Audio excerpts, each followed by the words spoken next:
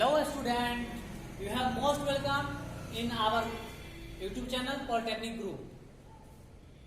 यदि आप मेरे YouTube चैनल पे पहली बार वीडियो देख रहे हैं तो please like share and subscribe my YouTube channel Polytechnic Group. यदि आप मेरा टोटल क्लास अटेंड करना चाहते हो, टोटल नोट्स लेना चाहते हैं तो आप लोग जल्दी से गूगल क्लासरूम पे ज्वाइन कर लीजिए और आईडी आप मुझसे फोन करके या व्हाट्सएप पे ले सकते हैं, बट इसके लिए आपको पर पेपर 500 रुपीज पेड करना होगा. ठीक है, तो आप 5th सेमेस्टर में आप जानते हैं एक भी पेपर यदि आपका कैरी होता है तो 1 ईयर आपको बैक लग जाएगा.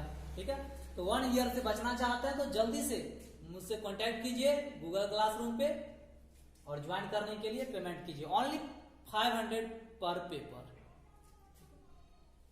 तो चलिए 5th सेमेस्टर इलेक्ट्रिकल इंजीनियरिंग के यूटिलाइजेशन एक बुक है, यूटिलाइजेशन ऑफ इलेक्ट्रिकल एनर्जी, उसका पहला यूनिट है और उसका लेक्चर नंबर 2 है. ये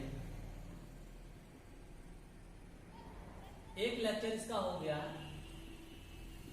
यूटिलाइजेशन ऑफ इलेक्ट्रिकल एनर्जी. ठीक है, इसका एक क्लास हो चुका है, ये दूसरा क्लास है. तो आप यदि अभी तक पहला क्लास नहीं देखे हैं तो आप पहला लेक्चर देख लीजिए, उसके बाद इसका ये. चलिए स्टार्ट करते हैं हम आप लोग को. MHCP mean horizontal candle power. ठीक है, आप अभी से पहले कैंडल पावर के बारे में जाने थे, जो किसी सॉलिड एंगल के द्वारा किसी लाइट सोर्स से एक यूनिट किसी यूनिट सॉलिड एंगल से जो लाइट बाहर निकलती है, जो लाइट निकलती है, ठीक है, उसको हम लोग क्या बोलते हैं? कैंडल पावर बोलते थे. यानी किसी सॉलिड एंगल से, एक यूनिट सॉलिड एंगल से निकलने वाली, एमिट होने वाली जो लुमिनियस फ्लक्स था, the amount of luminous flux which is emitted by one unit solid angle, ठीक है, इज कॉल्ड कैंडल पावर. तो चलिए कैंडल पावर पीछे हो चुका था और आप नोट्स में भी देख सकते हैं, बहुत अच्छा सा डिफिनेशन लिख दिया है. चलिए, तो MHCP mean horizontal candle power क्या होता है? तो कहता है it is defined as the mean of candle power, ठीक है, of source in all directions in horizontal plane. कहने का मतलब है जब किसी लाइट सोर्स से कोई लाइट निकलती है और वो यदि सभी डायरेक्शन में फैल रही है, बट किसी हॉरिजेंटल प्लेन की, जब किसी लाइट सोर्स से निकलने वाली लाइट किसी हॉरिजेंटल प्लेन के सभी डायरेक्शन में फैल रही है, तो उस लाइट को हम लोग MHCP mean horizontal candle power कहते हैं. ठीक है, तो वही बोलता है उसका जो एवरेज होगा, मीन होगा, वो हो जाएगा. ठीक है, तो कहता है किसी हॉरिजेंटल प्लेन में, कहीं समझिए, किसी हॉरिजेंटल प्लेन में उसके सभी डायरेक्शन में, ठीक है, जो कैंडल पावर ऑफ सोर्स, किसी सोर्स का जो कैंडल पावर होगा और उसका जो मीन होगा वो आपका MHCP कहलाएगा. मतलब किसी लाइट सोर्स के द्वारा उत्पन्न लाइट किसी हॉरिजेंटल प्लेन के सभी डायरेक्शन में जो फैलती है, ठीक है, उस कैंडल पावर का जो मीन होगा, यानी उसका जो एवरेज होगा, वो आपका MHCP कहलाएगा. यानी सिंपल कह सकते हैं जो mean of candle power of source in all direction in horizontal plane. यानी हॉरिजेंटल प्लेन के सभी डायरेक्शन में जो किसी सोर्स का कैंडल पावर होगा, उसका जो एवरेज, उस कैंडल पावर का जो एवरेज होगा वो MHCP कहलाएगा. ठीक है, मतलब किसी हॉरिजेंटल प्लेन के सभी डायरेक्शन में जो किसी सोर्स का जो एवरेज कैंडल पावर होगा वो आपका MHCP कहलाएगा. सिंपल समझ गए? किसी हॉरिजेंटल प्लेन के सभी डायरेक्शन में किसी सोर्स के एवरेज कैंडल पावर को MHCP कहते हैं. सिंपल शब्दों में भी मैंने आपको बोला, जो किसी हॉरिजेंटल प्लेन के सभी डायरेक्शन में किसी सोर्स का जो एवरेज कैंडल पावर होगा, मीन कैंडल पावर होगा, वो MHCP कहलाएगा. तो चलिए इसका काम खत्म, इसको हम मिटाते हैं. जल्दी से ज्वाइन कीजिए मेरे गूगल क्लासरूम आईडी पे यदि 5th सेमेस्टर आप अच्छे से पढ़ना चाहते हैं. नेक्स्ट है MHCP mean spherical candle power. ठीक है, मीन एस्फेरिकल कैंडल पावर। तो देखिए वहां पे क्या था, जो किसी हॉरिजॉन्टल डायरेक्शन में, किसी हॉरिजॉन्टल डायरेक्शन के या किसी हॉरिजॉन्टल प्लेन के सभी डायरेक्शन में किसी सोर्स का जो एवरेज लाइट था वो आपका MSCP का लाया था। बट यहाँ पे हॉरिजॉन्टल प्लेन न हो के ऑल प्लेन हो जाता है, सभी प्लेन के सभी डायरेक्शन में, ऑल प्लेन के ऑल डायरेक्शन में किसी लाइट सोर्स का जो एवरेज कैंडल पावर होगा वो आपका मीन एस्फेरिकल कैंडल पावर कहलाएगा। नेक्स्ट आते हैं MHSCP, mean hemispherical candle power.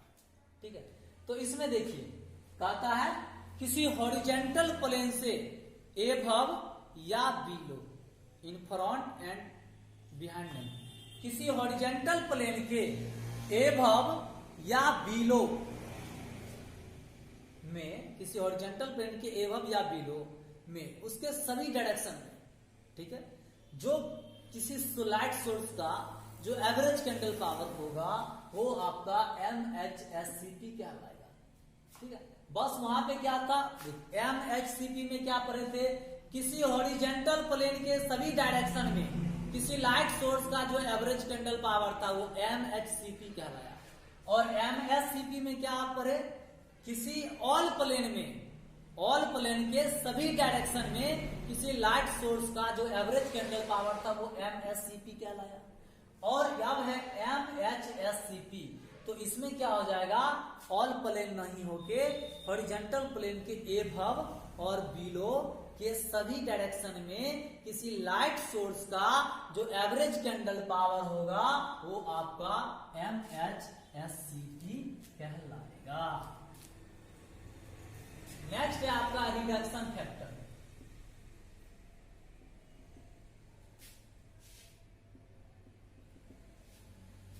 तो आपका जो MSCP था,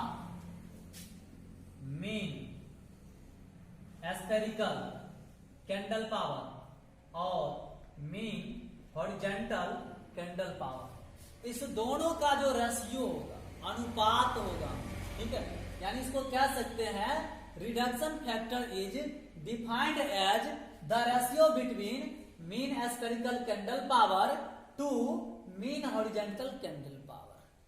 सिंपल शब्दों में कह सकते हैं, यानी MSCP और MHCP का जो अनुपात होगा, रेशियो होगा, बट्टा होगा, उसको हम रिडक्शन फैक्टर कहते हैं। कोई दिक्कत? नेक्स्ट है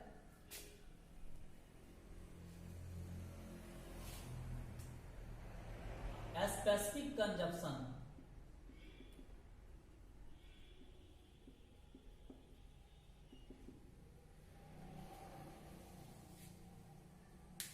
देखिए ये कहता है किसी लाइट सोर्स से जो लाइट निकलती है तो उसके लिए हम लोग पहले लाइट सोर्स को इनपुट देते हैं, इनपुट के रूप में हम उसको इलेक्ट्रिकल एनर्जी देते हैं, बदला में आउटपुट के रूप में हमको क्या मिलता है, लाइट मिलता है। तो इसका कहना है स्पेसिफिक कंजप्शन क्या होता है, ये भी रेशियो है, बट किसका रेशियो है, तो electric power to input,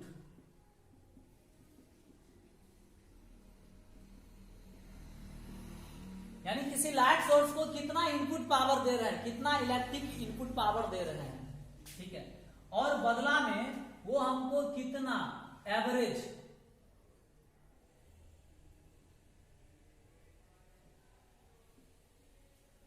candle power light दे रहा है आउटपुट में, ठीक है, यानी इनपुट का इलेक्ट्रिकल एनर्जी, जो इलेक्ट्रिकल पावर उसको हम दे रहे हैं लाइट सोर्स का, और आउटपुट में हमको कितना एवरेज जो कैंडल पावर लाइट हमको दे रहा है वो, इस दोनों का जो रेशियो होगा वो आपका स्पेसिफिक कंजप्शन कहलाएगा। यानी हम कह सकते हैं specific consumption is defined as the ratio between electrical power to input given to any light source and output of average candle power of any light source.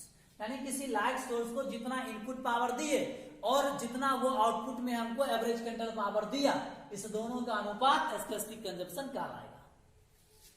चलिए इससे आगे बढ़ते हैं। यदि आप अभी तक मेरे गूगल क्लासरूम से नहीं ज्वाइन किए तो जल्दी से आप मेरे सभी वीडियो एंड नोट्स देखने के लिए जल्दी से आप मेरे गूगल क्लासरूम को ज्वाइन कर लीजिए, ठीक है।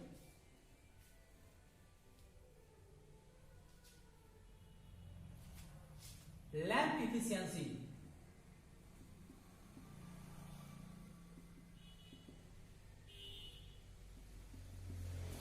ये क्या होता है? लैंप इफिशियंसी होता है किसी लाइट सोर्स को जब हम लोग इनपुट पावर देते हैं, किसी लाइट सोर्स को जब हम इनपुट पावर दे रहे हैं तो वो हमको कितना लुमिनियस फ्लक्स दे रहा है, बस जस्ट उल्टा है। कंजम्पशन पावर जो था उसका उल्टा यहां पे हो रहा है, ठीक है। लुमिनियस फ्लक्स,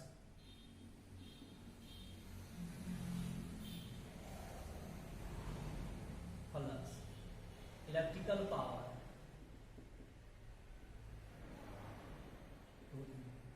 मतलब इसको कह सकते हैं लैंप इफिशियंसी क्या हुआ, कोई लाइट सोर्स कितना लुमिनियस फ्लक्स आउटपुट में दे रहा है और उतना आउटपुट देने के लिए वो कितना इलेक्ट्रिकल पावर ले रहा है, इस दोनों का जो रेशियो होगा वो आपको लैंप इफिशियंसी कहलाएगा। यानी कह सकते हैं lamp efficiency is defined as the ratio between luminous flux emitted by any light source and taken electrical power as input. Next चलते हैं, ये हो गया। अब हम आगे बढ़ते हैं।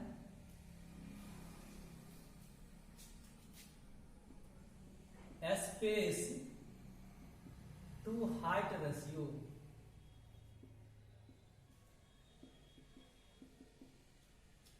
ये क्या होता है?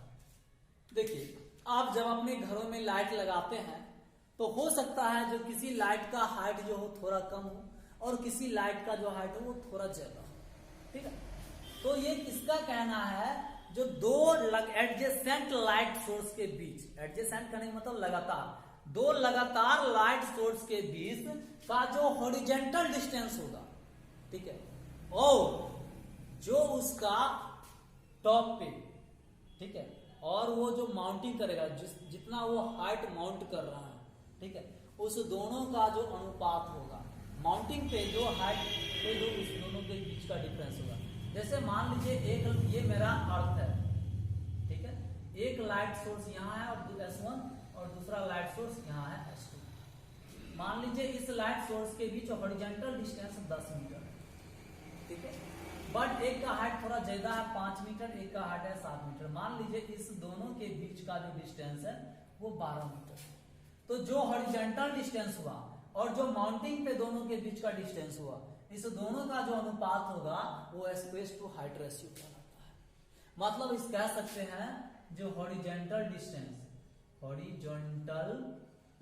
Distance between two adjacent light upon में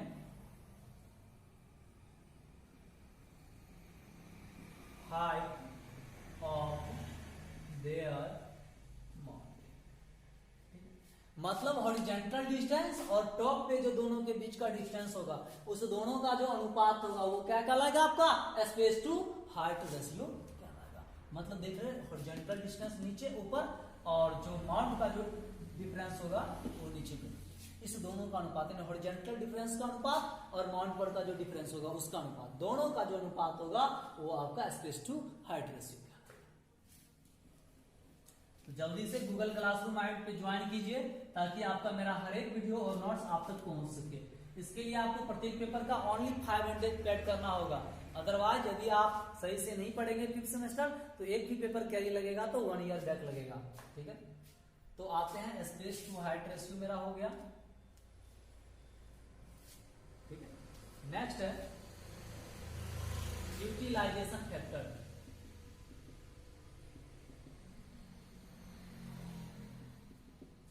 ये क्या होता है utilisation factor?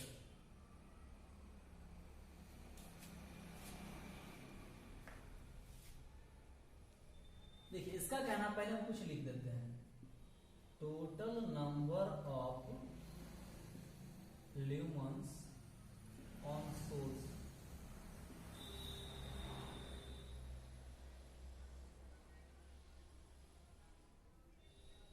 on surface. Total number of lumens emitted from. देखिए, इसका कहने का मतलब है जो कोई भी लाइट सोर्स होता है तो वो जितना एनर्जी एमिट करता है, जितना लाइट एमिट करता है, वो पूरा का पूरा लाइट सरफेस पे नहीं आता है। कुछ लाइट एब्जॉर्ब हो जाते हैं एटमॉस्फेयर के द्वारा, कुछ लाइट रिफ्लेक्टेड होते हैं, ठीक है। तो मेरे कहने का मतलब है ये यूटिलाइजेशन फैक्टर क्या होता है, तो किसी सरफेस पे जितना लाइट पहुंचा, जितना नंबर ऑफ ल्यूमेंस, यानी कि लाइट, कितना नंबर ऑफ ल्यूमेंस लाइट अर्थ पे सरफेस पे पहुंचा और कितना लाइट उस सोर्स से एमिट हुआ, इस दोनों का जो रेशियो होगा वो यूटिलाइजेशन फैक्टर कहलाएगा। मतलब जितना लाइट सरफेस पे पहुंच रहा है और टोटल लाइट जो किसी सोर्स से एमिट हो रहा है, उस दोनों का जो रेशियो होगा वो आपका यूटिलाइजेशन फैक्टर कहलाएगा, ठीक है। तो नेक्स्ट बढ़ते हैं।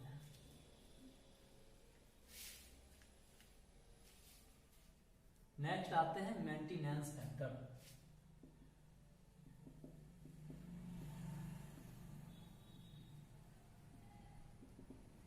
ये मेंटेनेंस फैक्टर क्या होता है,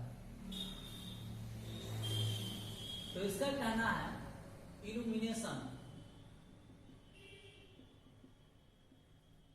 under normal condition upon illumination when everything is clear। कहता है किसी लाइट सोर्स से जो लाइट निकल रही है, इल्यूमिनेट हो रही है, प्रकाशित कर रही है जितना एरिया को, ठीक है, कितना एरिया को प्रकाशित कर रही है। तो नॉर्मल कंडीशन में एक समान रूप में जब कोई लाइट लगा हुआ है अभी, ठीक है, और नॉर्मली वो जितना एरिया को क्या कर रहा है, इल्यूमिनेट कर रहा है, ठीक है, नॉर्मल कंडीशन के अंदर।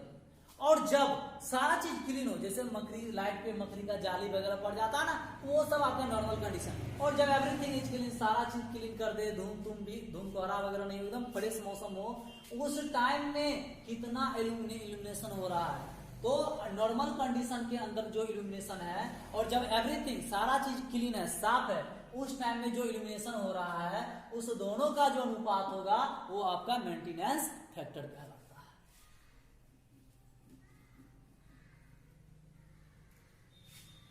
ये हो गया depreciation factor. Depreciation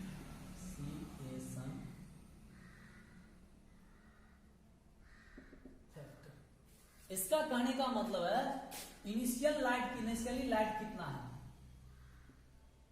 initially illumination upon ultimate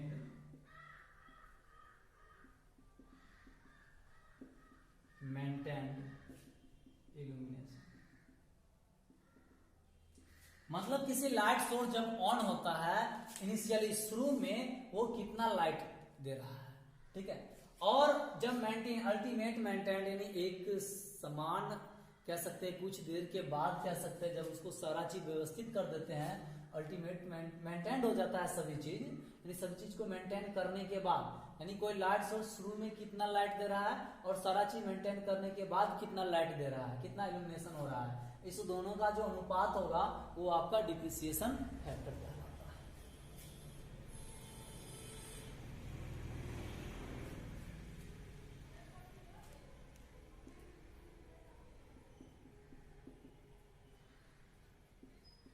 absorption factor, ठीक है। आप जानते हैं जब किसी लाइट सोर्स से जो लाइट एमिट होती है वो सारी की सारी लाइट अर्थ तक नहीं पहुंचती है। कुछ लाइट जैसे स्मॉग हो गया, फॉग वगैरह होता है, धुआं वगैरह, इस सब के द्वारा कुछ लाइट जो होता है एब्जॉर्ब कर लिए जाते हैं। जैसे एटमॉस्फेयर में जो डस्ट पार्टिकल वगैरह है वो सब भी क्या करता है, कुछ लाइट को एब्जॉर्ब कर लेता है। ठीक है, तो जितना एब्जॉर्ब करने के बाद जितना लाइट धरती पे पहुंचता है, ठीक है, और टोटल लाइट जो एमिट होता है उस सोर्स के द्वारा, इस दोनों का अनुपात एब्जॉर्प्शन फैक्टर कहलाता है। तो हम लिख सकते हैं total light available, spelling check कर लीजिएगा, total light available after absorption, मतलब एब्जॉर्प्शन होने के बाद कितना लाइट बचा, ठीक है, और टोटल लाइट कितना एमिट हुआ।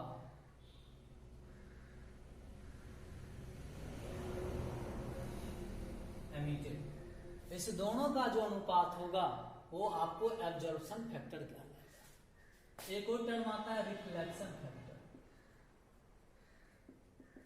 जस्ट आप एब्जॉर्प्शन की जगह पे आप रिफ्लेक्शन दे दीजिए, ठीक है, यानी रिफ्लेक्शन होने के बाद कितना लाइट बचा और टोटल लाइट कितना उत्पन्न हुआ था। ठीक है, तो इस दोनों के रेशियो को हम लोग रिफ्लेक्शन फैक्टर कहते हैं।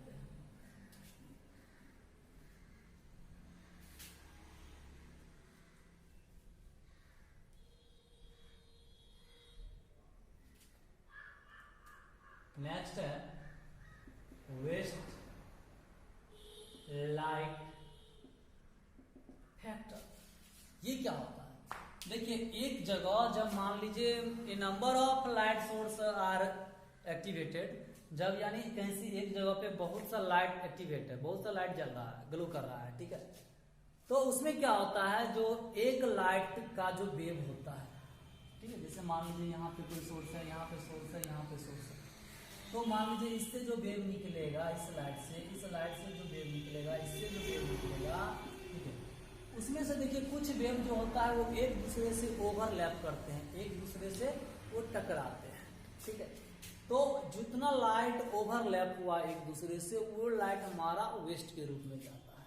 तो वही कहता है जितना ओवरलैप लाइट किया, ओवरलैप्ड लाइट, ठीक है, और जो टोटल लाइट था, इस दोनों का जो रेशियो होगा वो कहलाएगा वेस्ट लाइट फैक्टर। तो यदि अभी तक आप मेरे YouTube चैनल पॉलिटेक्निक गुरु को सब्सक्राइब नहीं किया है तो प्लीज सब्सक्राइब कीजिए और इस वीडियो को आप अपने दोस्तों के बीच शेयर कीजिए और जल्दी से आप मेरे गूगल क्लासरूम पे ज्वाइन कर लीजिए ताकि मेरा हर एक वीडियो और नोट्स आपकी तक आसानी से पहुंच पाए।